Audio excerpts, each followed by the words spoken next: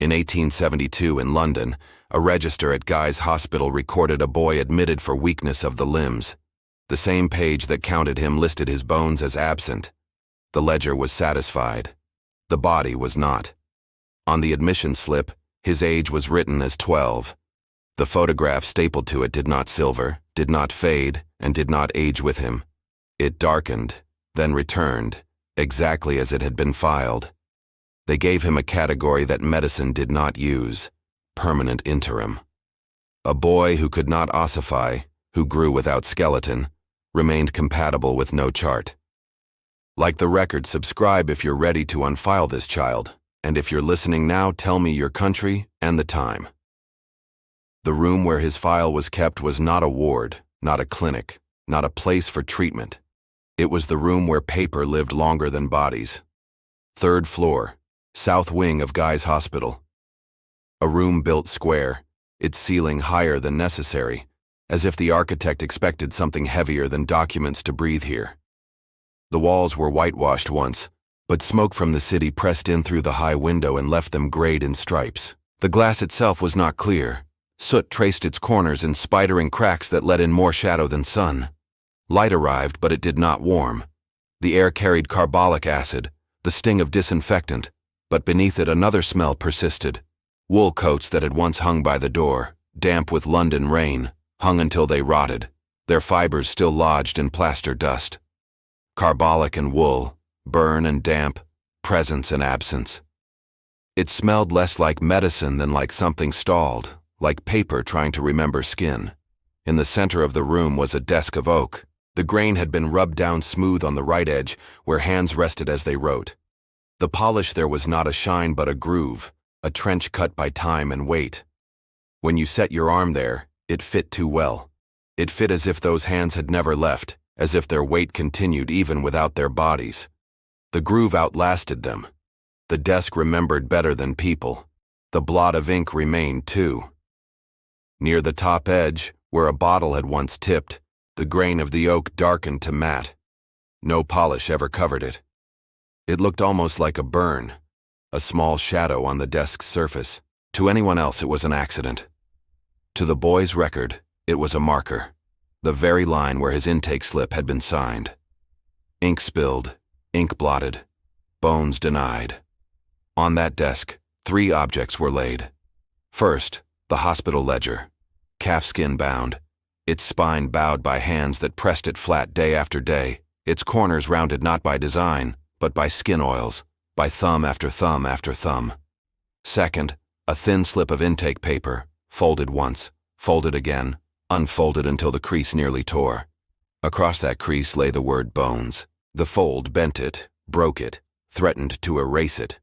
As though the slip itself refused the word, did not want to remember the word at all. Third, a cabinet photograph, mounted stiff, embossed with the name of a Borough High Street studio. Its corners had been rounded, perhaps to make it fit a file, perhaps because some hand worried them down in nervous repetition. The photograph did not silver, did not fade. It returned to itself each time it was looked at, as if the paper remembered a boy who could not grow. Above the desk, a calendar was pinned to the wall. It still showed March. The entry we read was written in August. Time in this room stopped, not with clocks, but with paper. Someone had replaced the tack that held it. The pin gleamed too bright, newer than the calendar it held. Someone updated the mechanism of attachment but not the month itself. The calendar held wrong time, and the wrong time was held deliberately. The floor creaked in one corner. If you stood there, the sound rose like memory, as if the same weight pressed that board again and again, always in that place. The corner smelled faintly of dust, and something sharper, something metallic, as though nails beneath the board refused to rust. Each sound in this room spoke. The creak, the hiss of the lamp base when touched, the faint scrape of leather against leather when the ledger was shifted. And then there was the desk's tally counter. Brass, chipped on the tooth.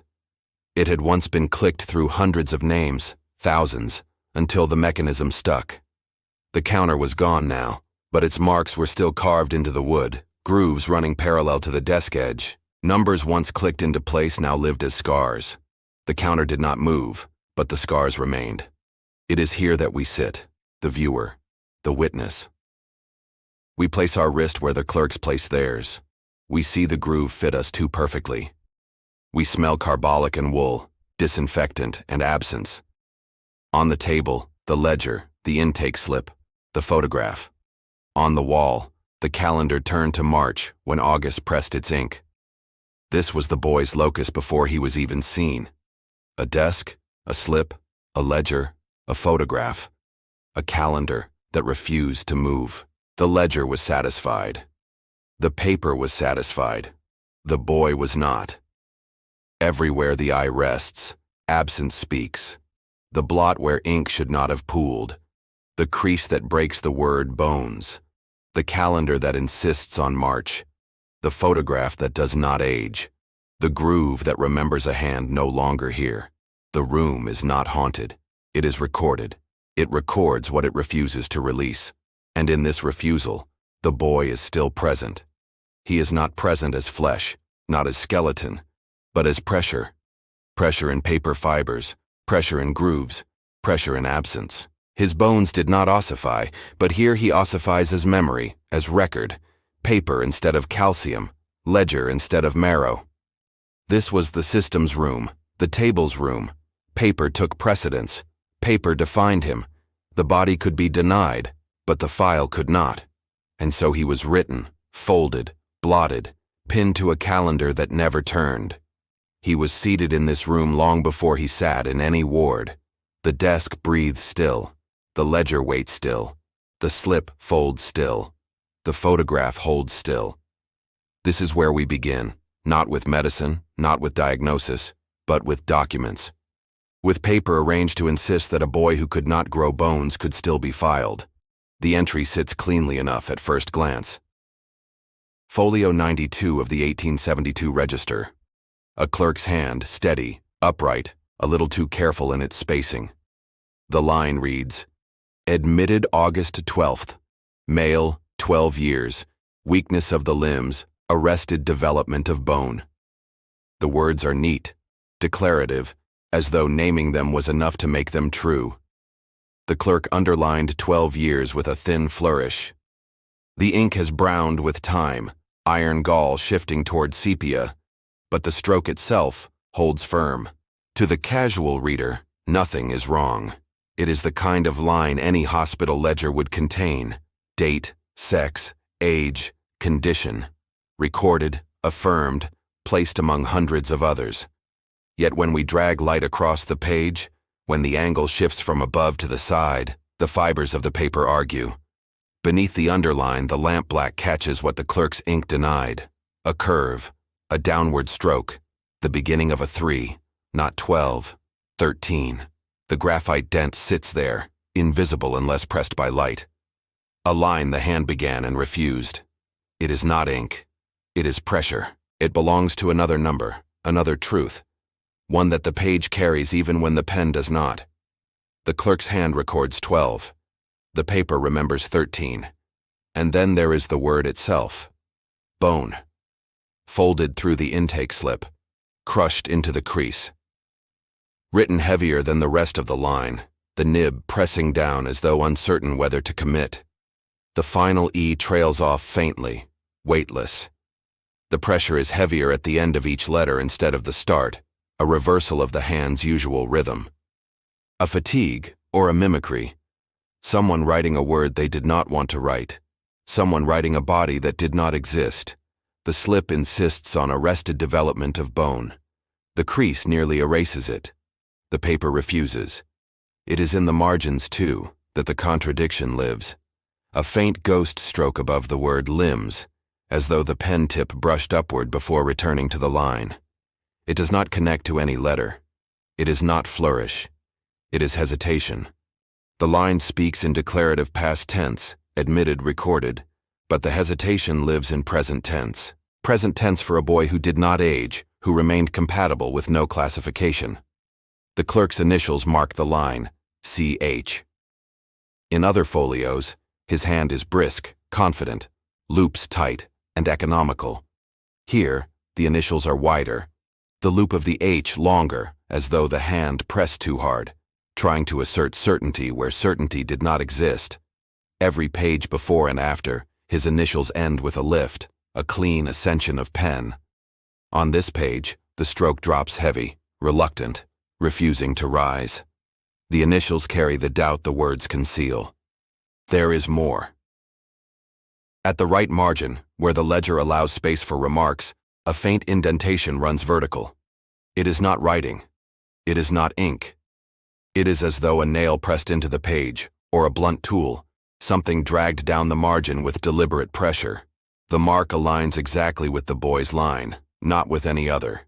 A scar beside his name, not accidental, not repeated elsewhere. The record's language is clinical. Weakness of the limbs, arrested development, but the fibers betray another story. The dent that wants to be a 3, the crease that wants to erase the word bone, the initials that want to rise but fall. This is the first contradiction. The official record is satisfied, the page is not. And when the photograph is placed beside the entry, the contradiction grows. The boy's face looks younger than 12, older than 12 neither. The eyes are wide, but not childish. The jawline soft, but not infant. Without bones to mark growth, the body presents a paradox. A child without age, 12 written, 13 dented. Photograph refusing both. This is how the system worked. Ink declares, paper resists, image refuses, and between them, a boy is caught, denied even the certainty of years. We run our fingers over the underline again. The paper is rougher here, as if fibers frayed under pressure. Under raking light, the fray aligns with a hidden curve, a curve that belongs to a number, not to hesitation. The number that the ledger wanted to erase. The number that returns each time the page is read at an angle. The line says 12. The dent says 13. The photograph says nothing at all. In one column, sex, male. In another, condition, arrested development. In remarks, blank. No prognosis, no family, no release form. Blankness that speaks louder than words. A boy without kinship, without exit. Filed, not released. Numbers that move get questioned. Numbers that hold get paid. Here the number refuses to move at all. 12 remains written. 13 remains dented. The file remains open. We pause here, at folio 92, not to solve, but to witness. To witness how a boy's body could be written as a line, folded as a crease, denied as an indentation. To witness how pressure remembers what ink conceals. The register is satisfied. The body is not. The ledger was not alone. No file ever is. Beside folio 92, tucked between intake slips and folded notes, there survives a memorandum. Its paper is thinner, almost translucent, as though written in haste on whatever stock was at hand. Across the top, in ink that is browned unevenly, it reads, Case 03V, admitted without ossification. Already the anomaly repeats itself. The ledger calls him 12. The memo does not name an age. Instead, it codes him, not as patient, but as case. 03V. The previous page in the same bundle lists 13B. No logic binds the sequence. B becomes V. One digit changes to another. Codes mutate on the same folio. Numbers should advance. Codes should progress. Instead, they shift sideways, letters replacing letters, as if language itself refuses to stay still when pressed against him. The handwriting belongs to Dr. Samuel Lawton, a house physician. His other notes are tight, angular, with loops clipped short. Here, his hand opens. The O in ossification blooms wider than necessary. The tail of the F drops low, slashed, as though he wanted to sever the word.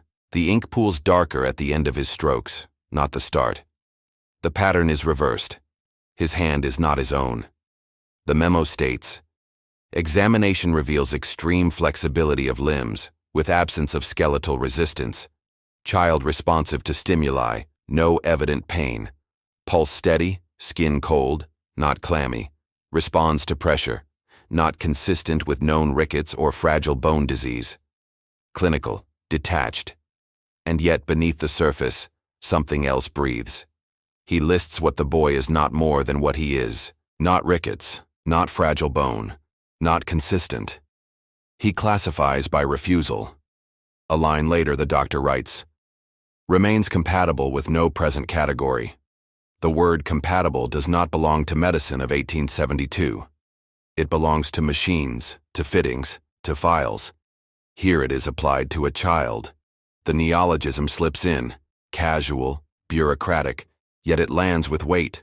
It tries to make the boy an object that fails to fit a drawer, a file that resists classification. We hold the memo to the light.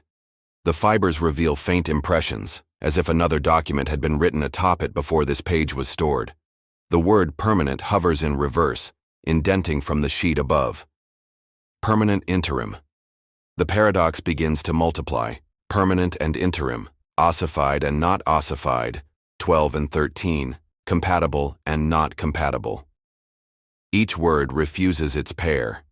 Each pair refuses to close. Lofton signs at the bottom, but his signature is wrong. On other notes, he signs S. Lawton with the S open and quick. Here, the S is looped twice. He never loops twice. The signature insists, but the insistence is counterfeit. A hand that signs itself differently cannot swear the same truth. Attached to the memo is another slip, unsigned but folded with it. A nurse's note written in pencil, fainter, more hesitant. It reads only, he blinks in order. 3 words. No name, no date, no signature, just that.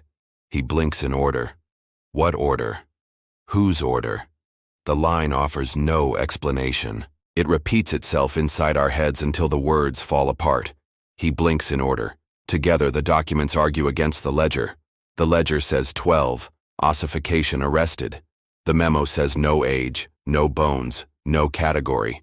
The nurse says nothing, except a line that refuses sense. Each text confirms by disagreeing. The boy remains constant only in contradiction. We study the margins of the memo again. A faint smudge runs parallel to the text. Under magnification, it resolves into partial numerals. 03V written once more but smaller, cramped into the corner as if the writer needed to insist again.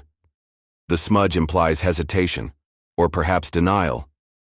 The case number repeats, but not the child. When we compare Lawton's hand here to his other patients, the distortion grows clearer. In folio 88, he notes a man of 34 with bronchitis. The letters are clipped, efficient. In folio 89, a child with scarlet fever. Again, clipped, angular, decisive. Only here, with folio 92, does his hand lengthen, slacken, loop twice. The anomaly changes not just the record, but the recorder.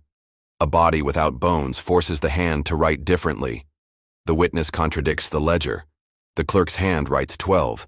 The physician's hand refuses numbers at all. The clerk affirms bones arrested. The physician denies bones present. The clerk initials drop heavy.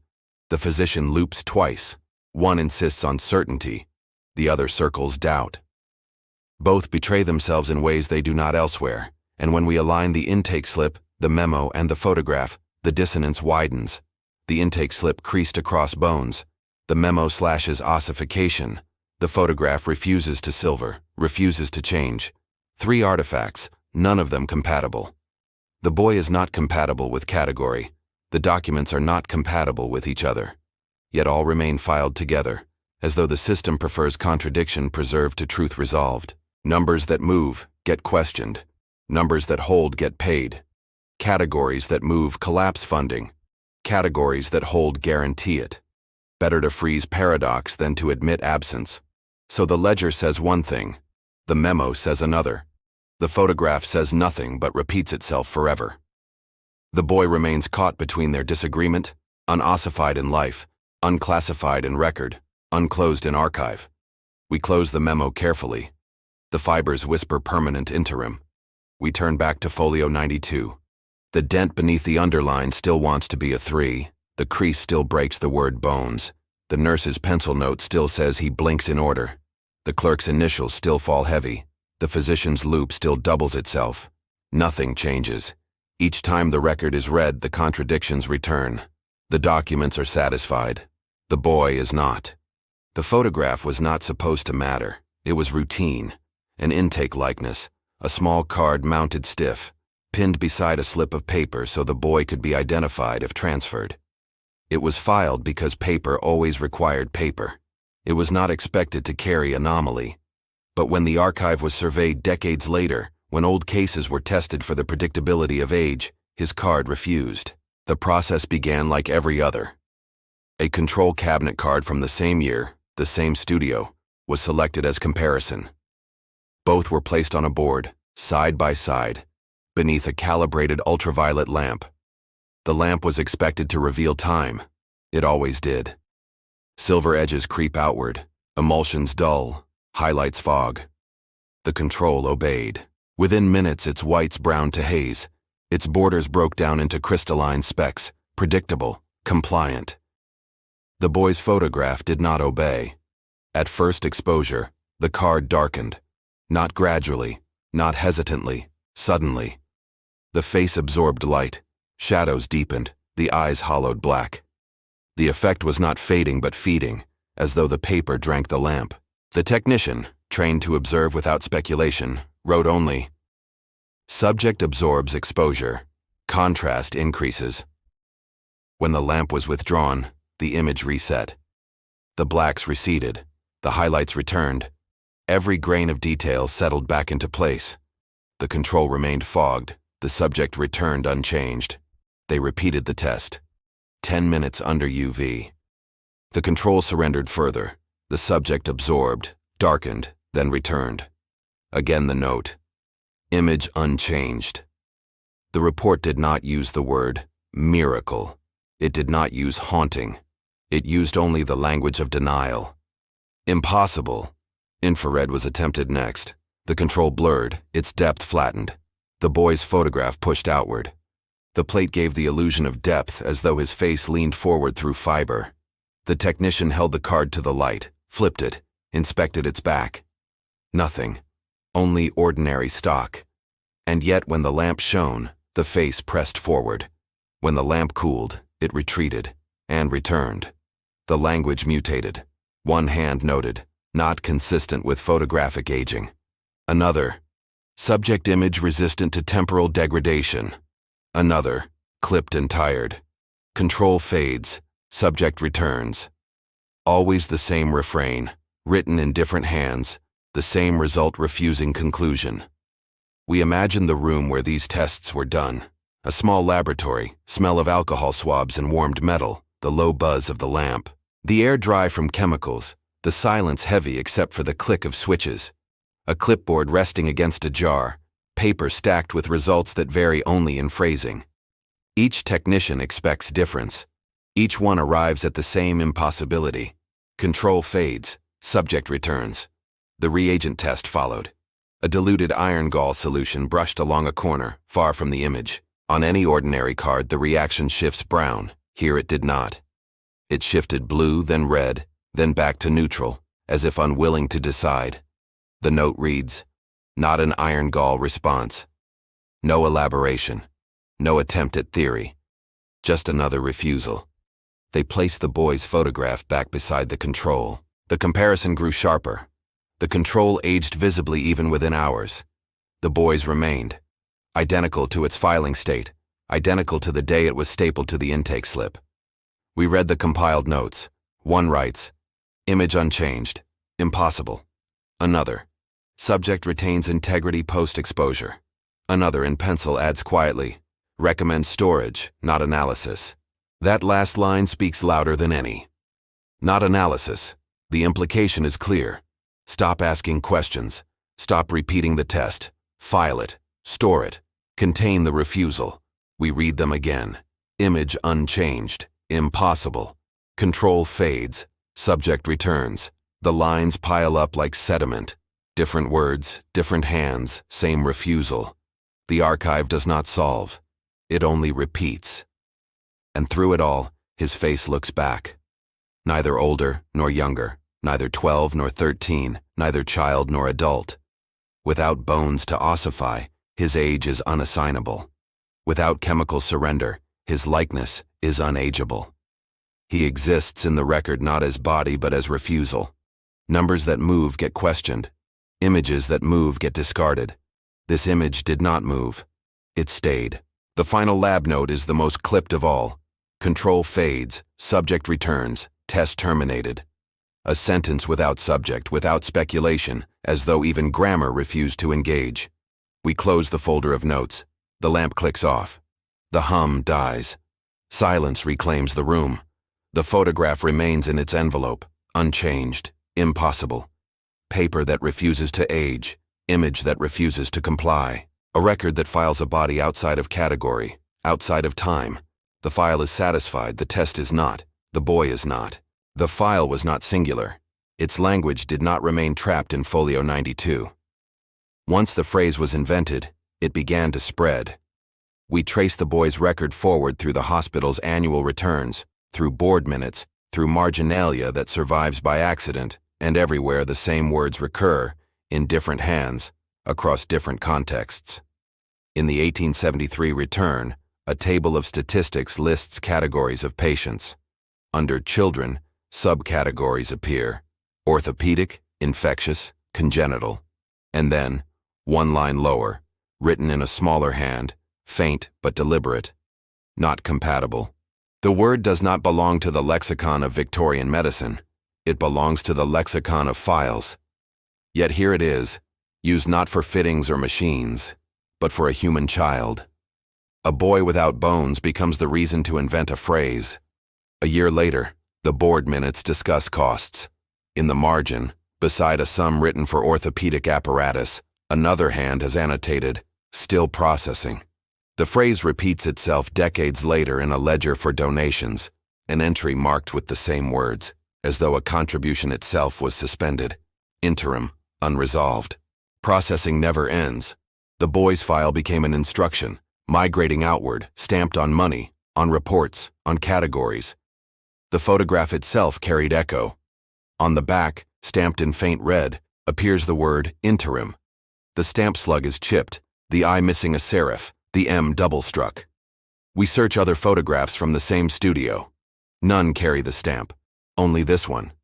The back of the card insists the boy is between states, filed but not filed, admitted but not admitted. Permanent interim. We examine the donor rolls. In 1874, the treasurer's report lists gifts to the hospital, itemized down to shillings. At the bottom of one column, in blockier hand, the phrase appears again: "Hold until observation," a phrase used for specimens, for vials, for bodies not to be released. But here it is written beside money. The language of suspension applies to currency as it applies to bone. Three phrases emerge, repeating across surfaces: not compatible, still processing, permanent interim. Different hands, different contexts. The system rehearses the same refusal with different masks. We study the spines of the annual reports. Faint underlines appear on years 1872 through 1875. A pattern is visible when the reports are stacked. Each underline is in the same position on the spine, as though someone wanted the volumes to align, to echo the same mark year after year. The boy's intake year is not isolated. It is embedded in a pattern of emphasis, each book carrying the same scar. The arithmetic echoes too. In one ledger of beds, the counts hold even when the admissions rise. Meal chits are distributed in numbers greater than the ward population. The difference is always the same. One more tray than bodies. One more portion than patients. An extra accounted meal. A ghost arithmetic that insists on presence without presence.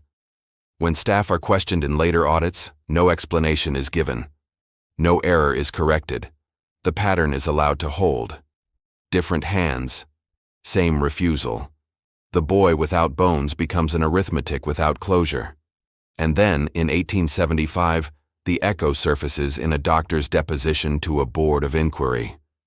Lawton again, his handwriting clipped, restored to efficiency. Asked about treatment failures, he responds, "Do not revise. Not revise the counts, not revise the categories, not revise the failures." The phrase lives on long after the boy's entry, long after the intake slip, long after the photograph. It becomes an instruction in its own right. We return to the file drawer. On its face, a single card has been added, years later. Not typed, not dated, only handwritten. Compatibility suspended. The phrase is not explained. It is not attributed. It sits in the drawer as if waiting for someone to ask. It has no referent. It echoes the memo but mutates it. Not no category. Now, suspended. Not removed. Not closed. Only suspended. This is the logic of echo. Refusal multiplies. Once spoken, once written, the refusal does not vanish. It repeats. It spreads. It appears in donations, in spines, in margins, in arithmetic. The boy's body refused ossification.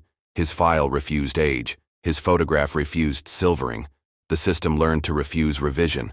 We read the phrases again. Aloud. In order. Not compatible. Still processing. Permanent interim. Hold until observation. Do not revise. Compatibility suspended. The rhythm of a bureaucracy inventing its own liturgy. Not words of healing. Not words of classification. Words of denial, repeated until they sound like procedure. And in the repetition, the boy remains present. Not as body, not as skeleton, not as diagnosis. As echo. Each phrase, written in different hands, in different years, recalls him without naming him. The archive becomes a chorus of refusals. Numbers that move get questioned. Phrases that repeat become rules. The refusal itself ossifies, harder than bone, stronger than calcium, impossible to erase. The system is satisfied. The boy is not. They did not invent new words for him because they loved language. They invented them because budgets love stillness. In a hospital that had to satisfy donors and committees, a child who would not fit an existing category risked making the arithmetic move. Outcomes were measured and priced by the neatness of columns. How many treated? How many discharged? How many improved enough to be paraded in a report? To write him as permanent interim solved a problem no treatment could.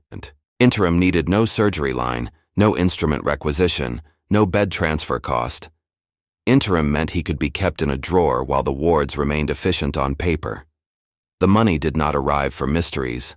It arrived for success, for throughput, for clean categories that could be counted. Orthopedic, yes. Congenital, yes. Infectious, yes. Not compatible, filed to the side. Still processing, filed below the line. Permanent interim, removed from the numerator and the denominator both. When a case cannot be concluded without unsettling the metric learns to rename the case until nothing shakes. A boy whose bones would not ossify would have forced the apparatus to choose admission as orthopedic failure or discharge as social errand. The new word saved them the choice. We read the minutes where the mechanism shows through its clothes. A treasurer worries about fluctuation. A matron praises regularity. A surgeon congratulates a season with few recalcitrant cases. Recalcitrant, another word that turns a body into a budgetary mood. And then the memo that made its way into our file. Do not revise. What does it do, inside a hospital, when a phrase like that hardens? It preserves the count that looks best to donors. It protects reputations. It keeps the arithmetic from admitting what the rooms could not solve. We follow the money farther down the stack. A donor subscription lists plaques to be engraved for the year. A neat table of names to be fixed in metal. Tranquility appears as a justification. Tranquil wards, tranquil mortality, tranquil improvement. Tranquility is an aesthetic, not a treatment. But it is an aesthetic that pays. A case like the boy's threatens tranquility by insisting on a question. The photograph that will not age is a question. The crease that refuses the word bones is a question. The dent that wants to be 13 is a question. Questions turn tranquility into doubt. Doubt turns donors into auditors. The system developed a countermeasure that was not medicine. It was revision without alteration. Hold the number, rename the problem. Consider the small arithmetics that made the tactic believable. One extra meal chit above the bed count, always one. A storage room relabeled to complete an inspection route that no longer existed. Complete even when the corridor ended at a wall. A calendar pinned to March and August. These are not accidents, they are house style. They accustom the eye to the idea that the map is correct, even when the foot meets paint that the count is correct, even when the tray arrives to an empty pillow that the month is correct, even when the light is wrong. By the time the boy's file reaches the desk, the habit of believing the paper has been nourished for years. The refusal does not meet resistance, it meets appetite. The medical language follows the money's lead. Compatibility, a machinist's noun, becomes a clinical verdict. Not compatible with what? With charts? With prosthetics? With expectations? With families who need categories to name what they carry? The word allows the staff to proceed as though the failure is between paper and paper, not between paper and body. When the chart cannot receive him, the chart is not blamed. The boy is. And if blame feels too naked for a charity, blame is softened to suspension. Compatibility suspended. The file continues to breathe, and the hospital continues to count well. We imagine what would have happened had they named him otherwise. If he were recorded as orthopedic and failed to improve, the statistics swing, failures rise, costs rise, the surgery list lengthens, the annual return develops a seam donors can put their fingers into. If he were recorded as congenital and declined, the charity must accept a category that promises little improvement, which invites questions about allocation and mercy and permanence. But if he is recorded as interim, if he is written as a process rather than a person, then the improvement rate can remain handsome, the cases discharged can remain brisk, and the cost per success can settle neatly in columns that keep the roof mended. This is not villainy that wears a cape. It is the quieter villainy that wears a ledger. The hand that wrote permanent interim did not cackle. It followed the shortest path to keep tranquility intact, a path of renamings. The apparatus rewards those who keep the numbers calm and the donors consoled. Promotions happen at the desk, not at the bedside. A perfect line in a report can move a career farther than a difficult case in a bed. The boy's refusal to fit, thus, becomes a promotion opportunity for the language that denies him. We look again at the nurse's small pencil note. He blinks in order. Imagine the ward where that sentence makes sense. Rounds arranged by time, trays by count, charts by rule, blinks by order. When a body arrives without the expected resistance of bone, the ward must either learn a new way to touch him or teach itself a new way to record him. They chose the second.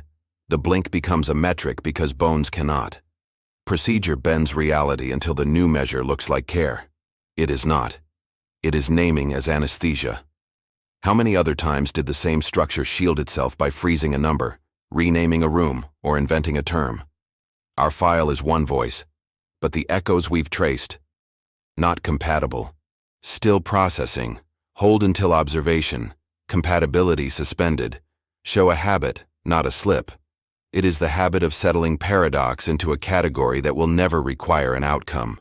That habit keeps budgets straight, board minutes short, and donors grateful. It also keeps a child in a drawer. When the photographic lab recommended storage, not analysis, it did something the ward had already done.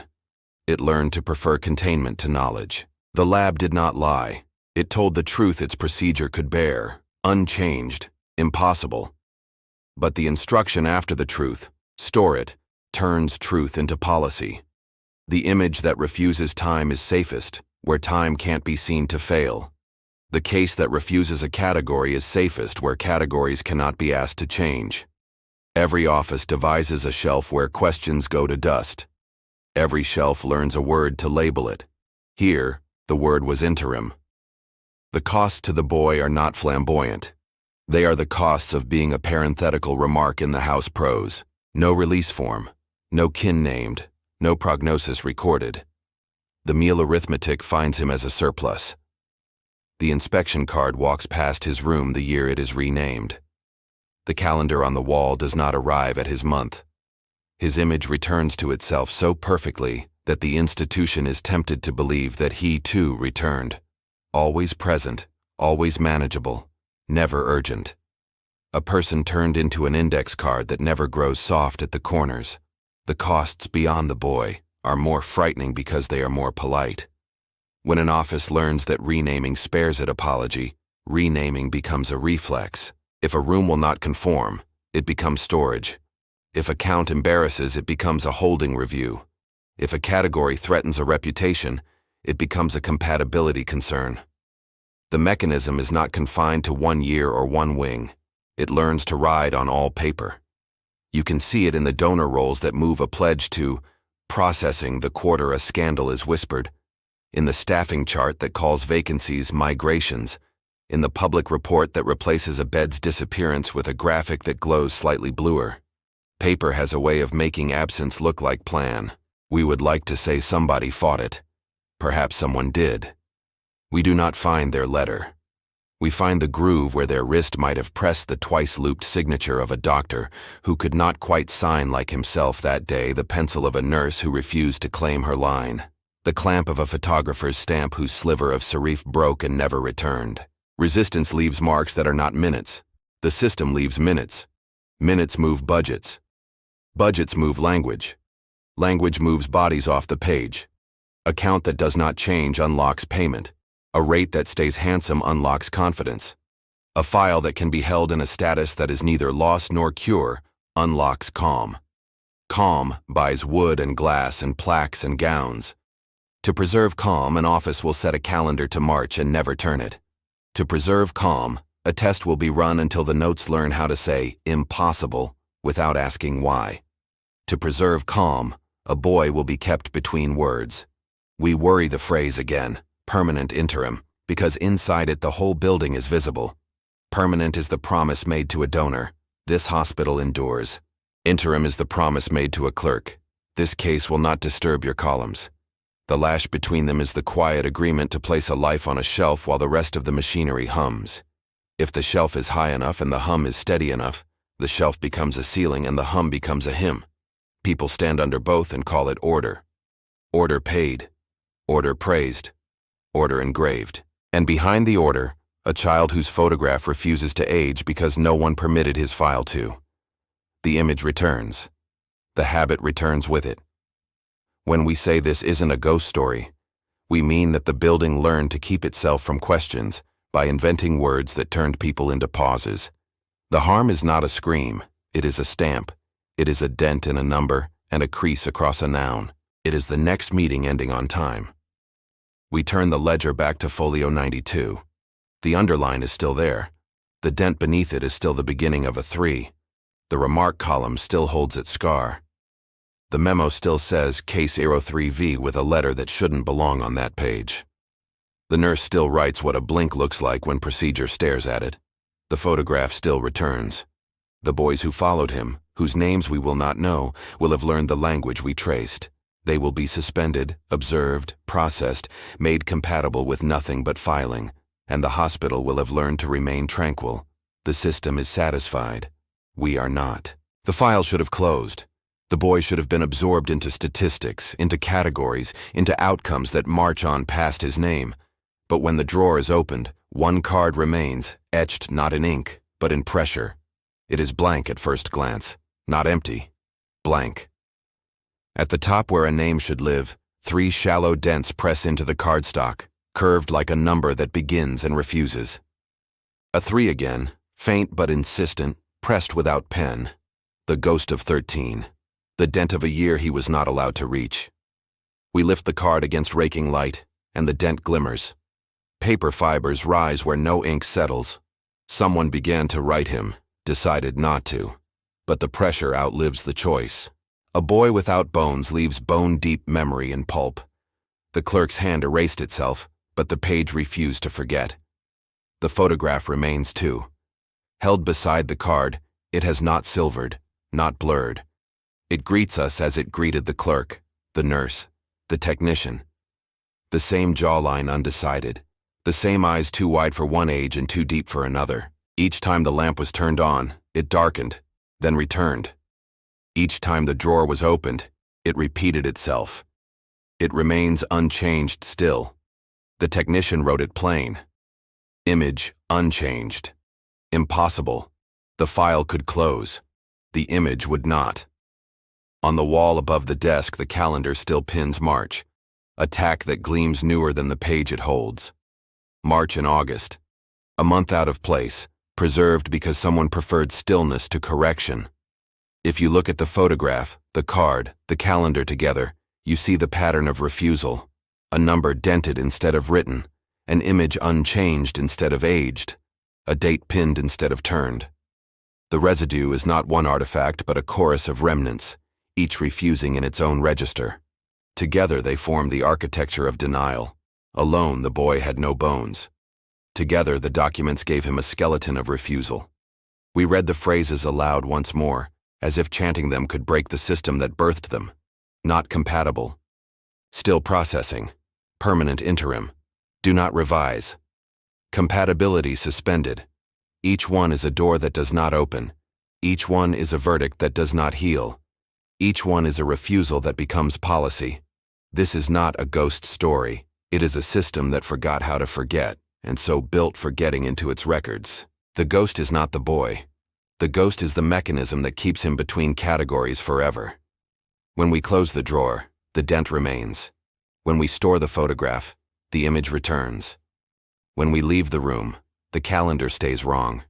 The refusal persists, outlasting our inspection, outlasting explanation. The file remains open by staying blank. We end where we began, in 1872, in London, with a boy admitted without bones. The ledger wrote 12. The dent pressed 13. The memo refused age. The nurse wrote that he blinked in order. The photograph refused to fade. The lab notes refused to conclude. The system refused to revise. Each refusal bought tranquility. Each tranquility bought money. Each money bought permanence. The boy did not. So the last image is this. A card that refuses ink but not pressure. A photograph that refuses time. A calendar that refuses months. These are the bones he was denied. Bones of record. Bones of paper. Bones of refusal. Tell me where you're listening from and what time it is.